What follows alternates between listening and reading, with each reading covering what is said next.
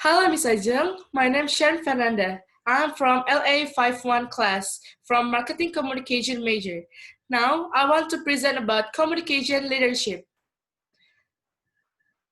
I have shared screen, but the PowerPoint I want to share. The first is my introduction. My name is Sharon Fernanda, and I'm from LA51 class. There is some categories in communication. The first is definition of communication. Second is the categories of communication. Third, the communication process. Fourth, the leadership communication style. And the last one is conclusion. First, I want to explain about definition of communication. Communication is defined as the process of delivering message from the communicant with the communicator in this process. In this process, both the messenger and recipient of the message will use the same sign or symbol.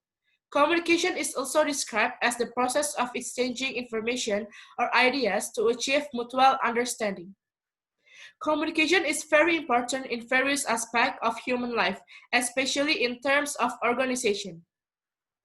In face-to-face communication, the roles of the sender and recipient are not distinct. The two roles will pass back and forwards between two people talking. Both parties communicate with each other even if in very subtle ways such as through eye contact or lack of and general body language. In written communication, however, the sender and recipient are more distinct. The second is categories of communication. The first is spoken or verbal communication. Include face-to-face, telephone, radio, or television, and other media. The second is non-verbal communication, covering body language, gesture, how we dress or act, where we stand, and even our stand. There are many subtle ways that we communicate it, perhaps even unintentionally with others. For example, the tone of voice can give clues to mood or emotional state, whilst hand signals or gesture can add to spoken message. The third, written communication, include letters, email, social media, books, magazine, the internet, and other media. Until recent time, a relatively small number of writers and publishers were very powerful when it came to communicating the written word. Now, we can all write and publish our ideas online, which has led to an explosion of information and communication possibilities. Fourth, visualization. Graphs and chart, maps, logo, and other visualization can all communicate message.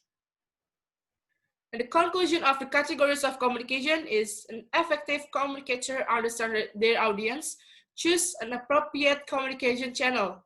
And the main K is feedback. They will also seek out feedback from the recipient to ensure that the message is understood and attempt to correct any misunderstanding or confusion as soon as possible. Receiver can use techniques such as clarification and reflection as effective ways to ensure that the message sent has been understood correctly. And there is the communication process. There is some communication process.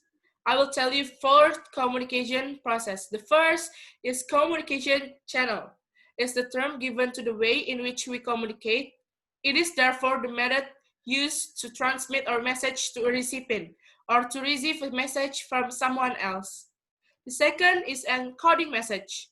Effective communicators encode their message so that fit both the channel and the intent audience. They use appropriate language, conveying the information simply and clearly.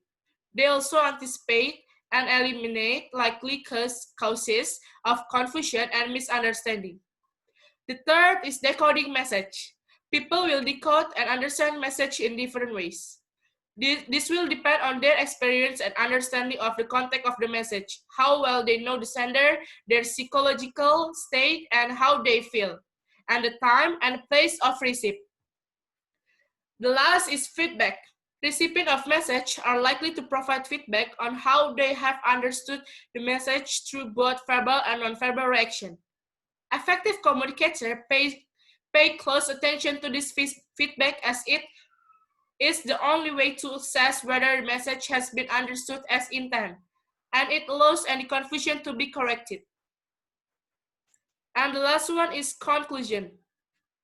I'm sorry. Communication is the main key needed in doing everything, especially in leading people. As a leader, a good and effective communication skill is needed. A person's communication style can show the person's self-image. A leader's communication attitude is needed is to acknowledge others, use correct and good gesture, be confident, be able to inspire others with the ideas they has, and be able to project leadership to their subordinates. That's all for me. I think it's clear enough. I'm sorry if I have a mistake. And thank you, Miss.